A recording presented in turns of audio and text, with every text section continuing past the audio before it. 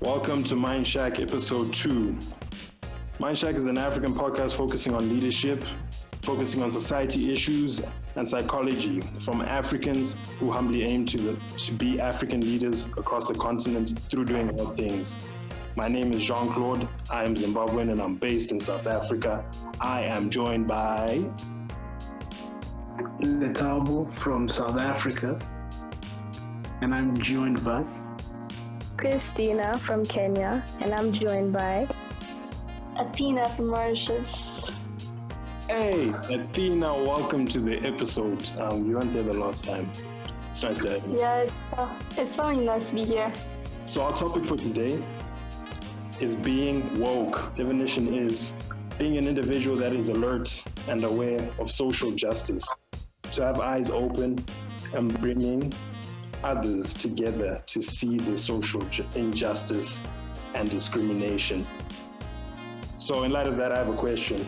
Do you have to be someone that is already making an impact or just be someone that's alert and aware in order to be called someone woke? I think you just need to be in a state of awareness. I don't think you have to make an impact to be called woke, because a lot of people aren't even aware that they're supposed to be aware. So just starting there, I think, should give you that label. I believe being woke is more a mindset thing. If you know you're being woke, compared to just living around, you can't do anything. You can't have actions without the mindset behind it. So the mindset comes off, the actions come after the mindset. So I think the order would be your mindset and your attitude, and then your actions. Okay. So essentially being woke is the mindset, right? But what if you're not doing anything about it? Like you just woke from your definition, right? You just know stuff. Are you still woke? Yeah, right? Ooh, tricky. Yeah. I actually think they should play a part. Like, they should be hand in hand. If you're gonna be aware, you can no longer claim that ignorance is bliss, you know? Like, now you kind of have to, act on it. It may not be huge acts like where you're at a rally protesting, but I definitely think your like what you speak on or the way that you treat other people should be in alignment with what you say you believe in. Otherwise, that's just hypocritical, in my view. So a bunch of us are busy walking around thinking we're woke as hell, and we're not really doing much with the information that we have. And so technically, we're part of the problem. Christina? Yes, definitely. Actually, I was looking at woke history, and it initially became a thing because people were using it with the Black Lives Matter hashtag. But then as time passed, it actually started to become a meme when people were making fun of people being woke by saying that, yes, you're a know-it-all, you know everything, we're so sorry, you're better than us. That's kind of the energy that woke has been given now. So it's kind of a negative thing. Or people use it with jokes where it's like, oh, I just found this coupon deal, stay woke, finesse the system, that kind of thing. But in reality, the history of it was actually to communicate to at least the Black people in America that there was a lot of social injustice happening to them and they didn't even realize it. So I definitely think over the years it's been worked, like you said. Do you feel as though you face social injustices daily? What sort of social injustice do you feel like you face, and how does it affect you? Maybe I can start. What I feel is that within South Africa, for a long time now, there's been this element of what's it called, xenophobia. And so being a Zimbabwean living in South Africa and not being able to speak any of the local languages as yet, it's been a little scary at some points, particularly because of the fact that some of the leaders whenever these breakouts of xenophobia happen, have been the reason that it's happened. So they have said something. They have initialized and enticed people to start beginning these xenophobic attacks, and it's generally scary. Is there something like that you faced definitely. I think there's colorism in Kenya and also racism. But okay, just let me know if this is a thing. When black people are racist to black people. Mm. Yeah, like when someone has a perspective, let's say for example the white race is more superior than the black race, so they treat the white race better than their own fellow black person. I'd be like at the shops and I want to buy something. This was before Corona though, because so I would be in the shops and like somebody would cut in front of me, or the teller will give more attention to let's say this Caucasian person in front of me, although it was very, very clear that I was in the line. So some of those injustices were like, or like I'll be at a restaurant and even like the waiters, you've been sitting there for like an hour or even half an hour and they haven't yet come to talk to you, and yet the person who came after you has already received their food. And I'm not trying to be this person who has like this racial lens all the time, but it's very evident because it's a mature Caucasian man who will probably tip him more than me, who's a student and who's so freaking broke. So it's like that level of social injustice I definitely experience all the time, and it's sad that I've kind of just accepted it to be my country. You're so right. Christina actually has something similar in Mauritius. So in Mauritius, you have this discrimination. You can say, even though we're a multicultural country, you still see that sometimes Caucasians have more advantages. I don't know if it's due to history, but when you go into the shop, you can see Caucasian people, a white male Caucasian, he's 40, who can cut you. And I don't know what's going on with them, because personally, I just find it very... It's very offensive. I mean, you're here standing, you're putting your time, energy. I don't know if how this is accepted by everybody now. How it's become so common that no one's questioning it. Maybe those are the effects of colonization, if I'm being honest. Colonization is, like, we still see the effects of it, even though, we're not in times where we're slaves. I think people still have that slave mentality of the whites are more superior, except now it's in just like everyday actions. So I think in that way, we kind of need to start educating ourselves a bit more to understand that that doesn't have to be the dynamic. I mean, everyone can be treated equally because we are all equal. Because what happens with where I am is more is that it'll be a black person who puts you down more than a white person. So you're going to a store, a black security guard will follow you throughout the store because they believe you're going to rob somebody. Or as you're walking, you'll be stereotyped by black people in a certain way. And I think it also leads to this other thing, because I think, especially in my generation, well, in South Africa, I guess, and especially in the middle class part, you'll live a certain life because you live in white suburbs, and then your parents or other people will say to you, why are you not being black enough, or anything like that. And I know that one puts a lot of us down. Do you think it's because of the fact that they are not being woke, as in they're not realizing their actions? So they're pretending of being woke, but they are not doing the right thing. I think it's lack of education, and I don't think they'll be woke. Because a lot of the people that would do, and I think it is contradictory, but a lot of them will say they woke, but aren't. And a lot of them are just not educated about it. So they will go on their experiences, but not try to understand our experiences. So they don't educate themselves on how we also live. With my story, I feel what you just said, Lethabo, kind of alludes to what I was going to say. Like, The other day, excuse me, this story might be a little long, but the other day, I was driving,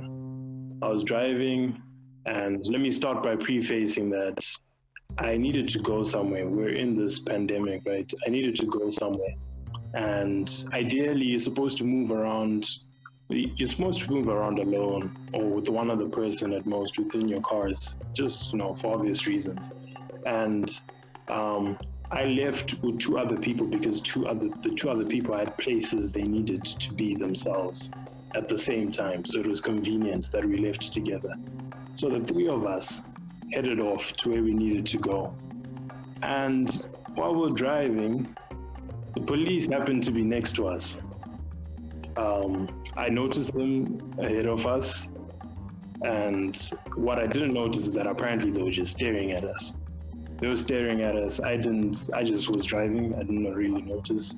And then when we got to the traffic light, the next traffic light after we passed them, they stopped next to us and decided they're gonna pull us over. So they pulled us over, and the police officer walked up to the car, and he firstly he asked me who I am. I told him who I am. I then asked, have I done something wrong? Because police are actually supposed to tell you why they're pulling. Anyone who's pulling you over that has the authority to is supposed to tell you why they're pulling you over before they do. And he didn't really have a response. After that, he asked all three of us to get out of the car. And all three of us proceeded to step out of the car. And he went on to attempt to pin our stories against one another. So how he was doing that was that the two of them, the two police officers, they started speaking to me as the driver. One started speaking to me as the driver, and the other one started speaking to the passenger. And they asked us where we're going and why we're going there. And I explained my part of the story. At the time, I was going to fetch my laptop that was damaged.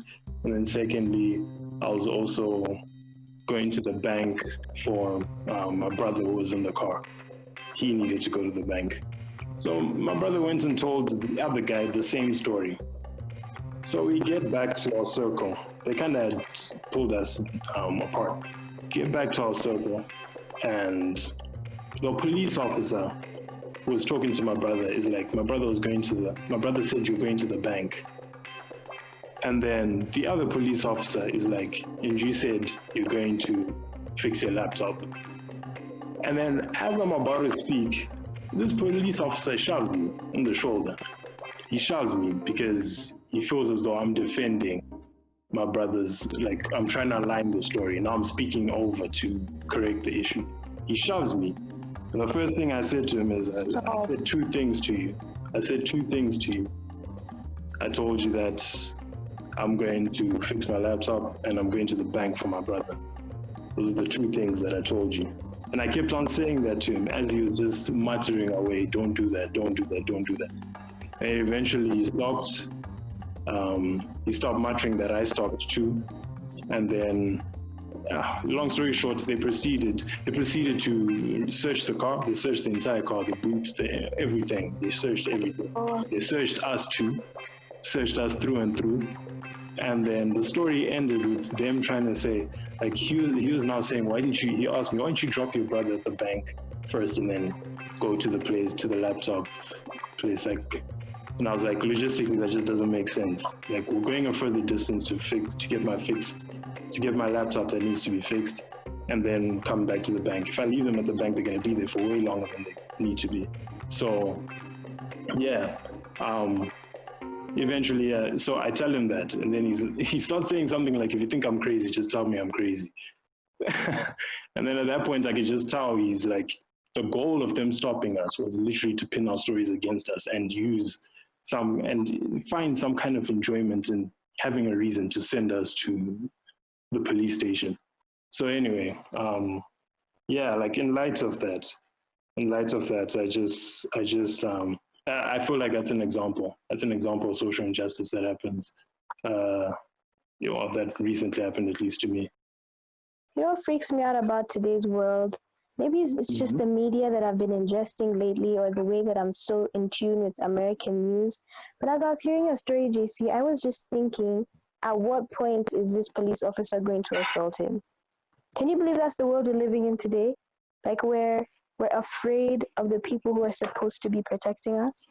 Yeah. Like, I was literally just sitting there, like, I'm just waiting. Is he gonna, like, is he gonna hit him? Is he gonna, like, threaten him? Yeah, It makes me so sad, because it's like, as young people, how are we supposed to trust people who are actually out to get us? That's crazy, especially in Africa, where at least I know some I'm not gonna say all, some of police officers are corrupt and are really just trying to have their own personal gain. I mean, the coverage is always America, Europe, Asia, but it's never Africa, where we are always, here with corruptions, with politicians just assaulting you, but there's no coverage telling all of us how exactly it's happening and how often it's happening. It's kind of crazy. I just wanted to leave a few words before I leave. It's something that my mom used to say to me, is that I should understand my power as a Black person and the power you hold, and to use that power for good things. No, those are really good words. That's cool, dude. Please it out. Thank you. Those are really thanks, yes. Those are really important words, and it's just scary to think, like, in this nature, like, well, first of all, like, when I think of that situation of mine, like, a few things come to mind. Firstly, those guys don't care. Like, for the life of them, they don't. They live a certain kind of life. Like, these assumptions too. I hope I'm not stepping out of line by making these assumptions, but I feel as though they live a certain kind of life, and as in within, like, they're limited. It's been always a thing. People that are in service in the country are paid too little, and so they live a certain kind of life, and they have challenges within that life that they may not have means to voice. And so, like, there's a whole lot of wrong that's already, they feel, is being done to them, and they need to put it out on someone else. And being woke, I feel like a big part of it is self-awareness, practicing understanding yourself, and also understanding how other people are being affected, understanding who you are, understanding the things that exist and how they're affecting who you are, and who else is similar to who you are and how they're being affected. As you say that, I feel educated in that way, because I'm also not being woke to their struggles. That's also something I can say. I'm not looking at how the government aren't supporting them enough, so they resort to, corruption and fear tactics. So, being woke isn't just about recognizing your own injustices. It's also about recognizing other people's, and, wherever you can, helping out, or just showing people that you're empathetic and you care. So another thing that comes to mind for me then is there's an anti-woke culture that exists. People feel it's an obnoxious movement. Being woke is an obnoxious movement because it forces people to categorize or racialize everything they think about. What are your thoughts on that? I'm playing a little bit of a devil's advocate, and I'm curious though, what are your thoughts on it? Personally, for me, I feel like being woke is nice, but also being woke is overwhelming. So, in the sense that you are getting information everywhere, I understand why exactly the anti-woke culture is going on. So, what I mean by this is, personally, when I learn new languages, so when you learn, let's say, Mandarin or Spanish, you're learning new words, but it's really hard to get used to it, as you're not usually, or you wouldn't normally interact with it. So just being woke now is just questioning the authenticity of everything, should I say? Because we know now that nowadays, we use social media for a lot of advertising, and we know quite well that the whole being woke thing is on social media nowadays with the memes and everything. So I don't know if you just using companies such as Pepsi or even Nike using the whole being woke is actually authentic or not. I think honestly, being being woke, to me, I have no issue with, the being woke movement, the initial one. I think what bothers me is that some people who claim to be woke now become condescending to others who aren't on the same level of enlightenment as them. That's now the issue that I have. I think it's very brilliant that we're encouraging people to be educated and to enlighten themselves. But I don't think there's any competition. There shouldn't be like, oh yeah, I know more about this topic, so like what you're saying, like you're ignorant. Nah, nah, nah, nah. I think there doesn't need to be that level of, there doesn't need to be a hierarchy.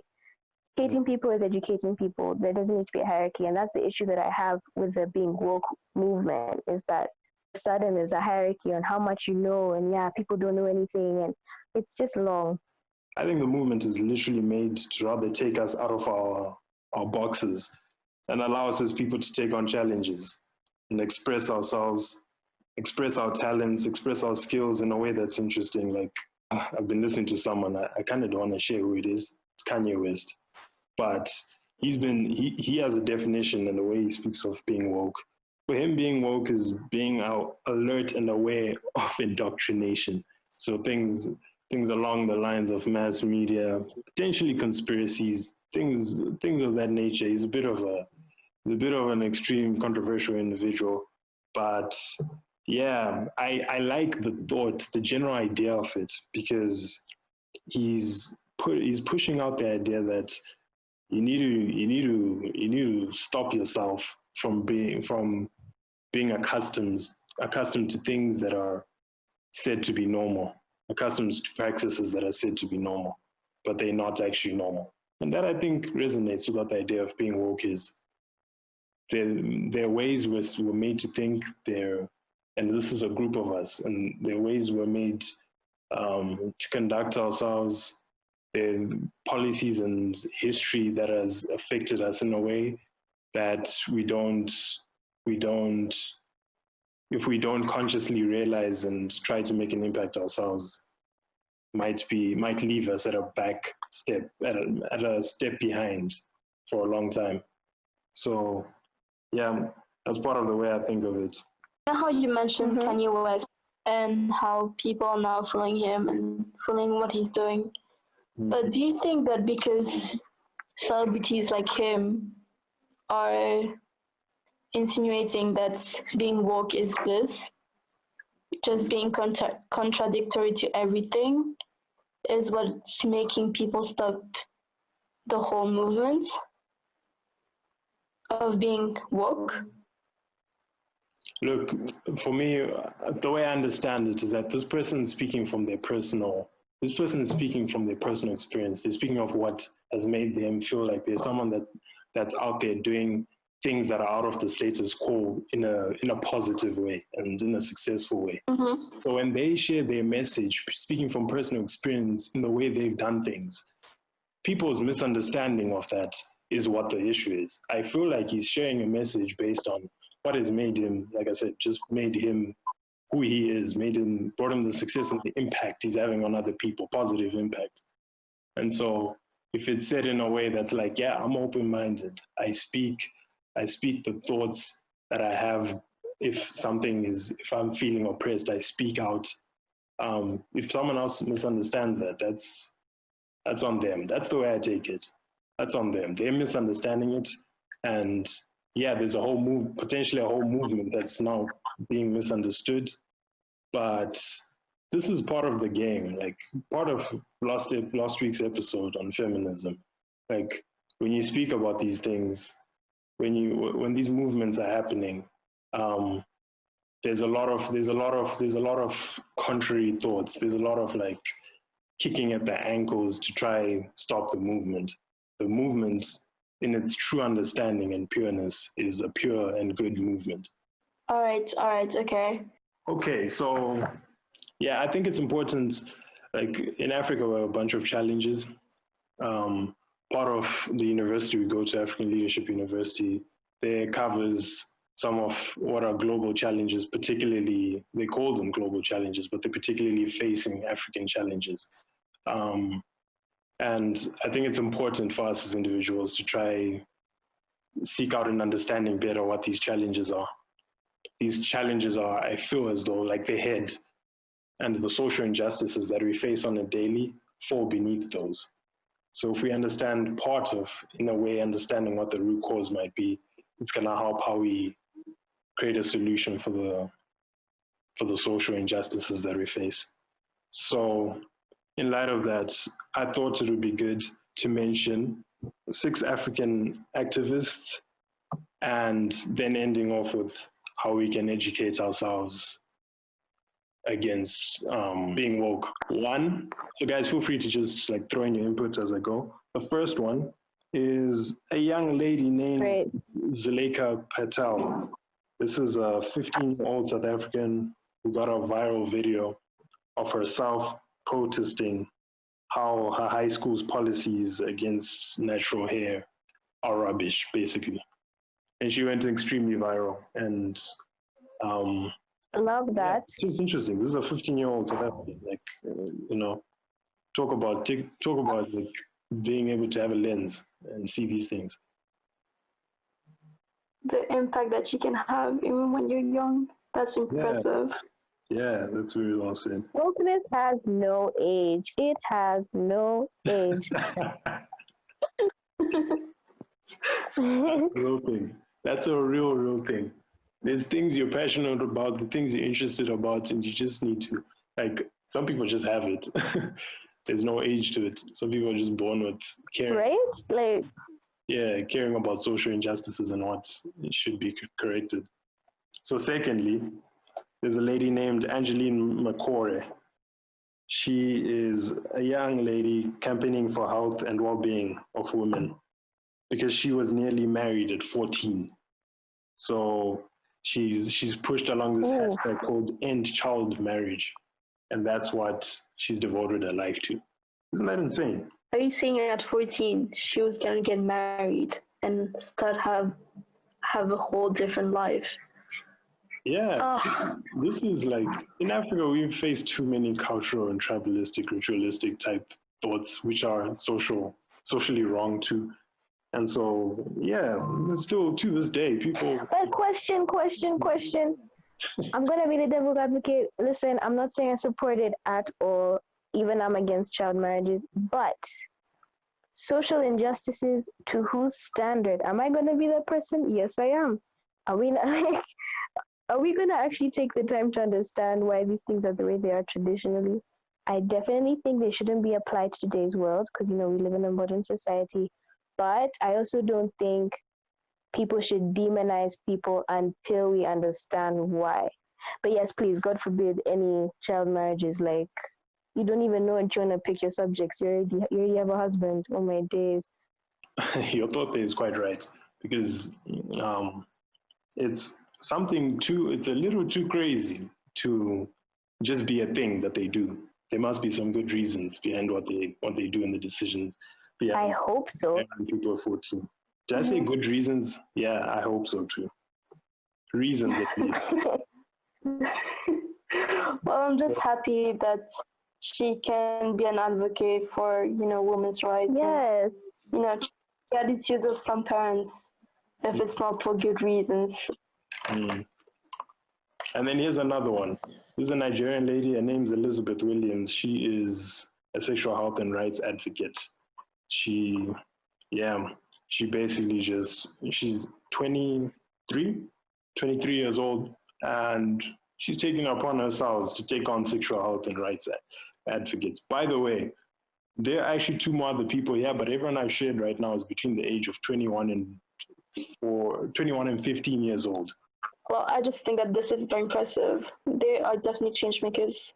Like you said, whether young, whether old, it doesn't matter if you're passionate enough and you're devoted to whatever you're doing. So for some people that don't have it al natural to just decide to take on the entire pillar of sexual rights and or ending childhood marriage, I'd like to ask of you what you might think are some tips towards getting to educate yourselves about social injustices that are existing.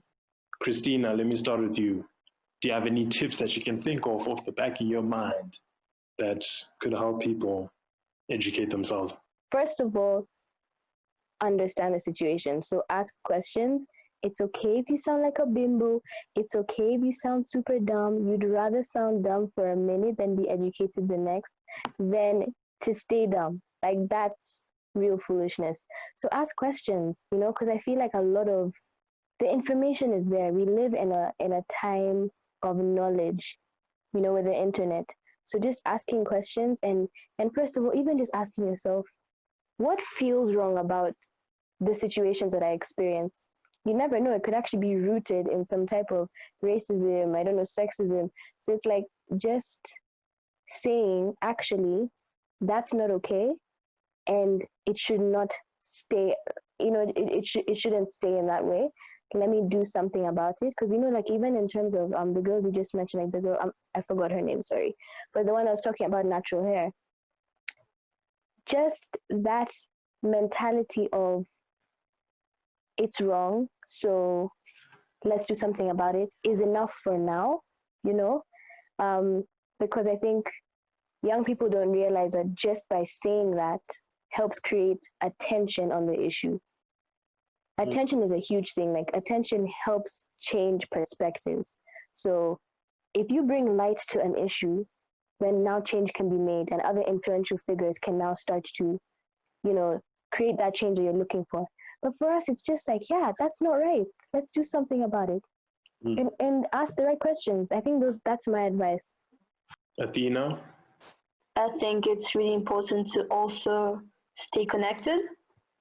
So not only stay connected to the internet, to the news, and just get as much as information as possible, but also accept it. Accept that there are different perspectives going around and you are not the only one thinking this way.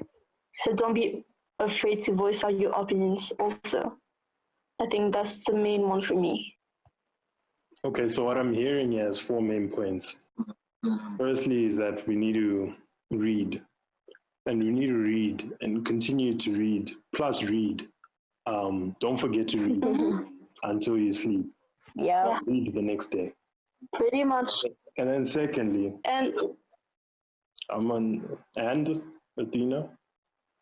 And also, I mean, you continuously have to read. It doesn't, for those that don't like to read books, especially, you can even hop on your phone and start reading the news. It's fine. It's acceptable. It's all right. If you're not a news person, social media. Yeah, we all have social media, at least most of us. So even if you are not on social media, you only have WhatsApp. We're pretty sure you have aunts, moms, parents, just like anyone sending you news. So just read. And yeah, you were saying, JC? Yeah, that's social media is a big one for me. Instagram and Twitter. Yeah, that's like whenever.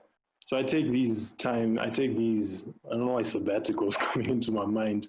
I take these sabbaticals from social media where I'm not on social media for some time. And whenever I'm off, I just feel like I'm so off of this, like my finger's not on the pulse. Everyone is telling me about new things that I know I'd have heard of if I was on social media. So anyway, what the point is there is it probably helps to follow not just your homies that post the fire pictures on social media, but the media, the outlets of verifiable and good news on social media, because that's going to let you step in there a little more of understanding social issues, etc. if you're following the right people. So another way in light of that is my like other addition somewhat is documentaries. I feel documentaries are so good. Like American documentaries that are good. Ava DuVernay's documentaries. She's the one that did When They See Us. Super popular. That blew up about the incarceration of 4 teenagers that basically weren't meant to be. True.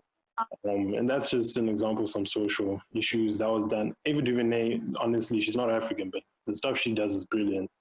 Watching her stuff would be great. An African one, there was one called Democrats. Democrats goes into the corruption of African countries. So that's cool. Like you get to understand a little bit about the corruption that's going on in Africa. And corruption trickles into so much. Just with that alone, you're learning so much about things that are going wrong socially. And then Christina alluded to this a bit, is speaking to minority people. And this way you get to kind of go into the real world, opposed to just seeing the social media and the internet, potentially like trying to sift through the propaganda. So speaking to actual people that are facing actual challenges is also a good way. And then lastly, this one, take it with a little bit of wisdom, is joining movements, joining protests, also giving you a chance to step into the real world, gain an experience of where you can, of how people are experiencing these things firsthand. I know America does a good job of protests. We tend to get a little bit too riled up in the movement. But yeah, I feel as though just being someone that tries their best to more so filter through and truly understand, practice some empathy of some of these issues that are not empathy. That are not only issues you're facing, but issues that other people are facing too. Christina, you have a little last thing? Yeah, I think for me, like you guys have covered most of it. I think being woke is also about being very intentional. The little things add up. Just like you said, JC, just by following, let's say, CNN, the BBC, Al Jazeera, that's a little action, but just by giving yourself access to that kind of information, you're helping yourself understand some of these concepts that affect you. All these things affect everyone in different ways, but they affect everyone. So I think it's just being intentional and just caring, like being empathetic and trying to understand why things are the way they are. So just filter through, take your own time to gain clean and pure knowledge and information from these outlets. True. Yeah. In general. So yeah. I just think that there's not one way to be woke. Okay. I think we should just get it out there. Yeah, definitely. If you believe something, that's your belief. If you don't believe it, that's also your belief. But you should be able to learn and accept that it's there. It's still existing. Don't be ignorant. All right. Thank you for listening. Please continue to give us feedback. Your feedback is going to be our fuel, and it's going to help us set sail on this journey in discovering and establishing Mindshack as a podcast. So thank you very much for listening. You can follow us on Instagram for any of our newly updated podcast episode information, and that is at mind_shack_. Peace.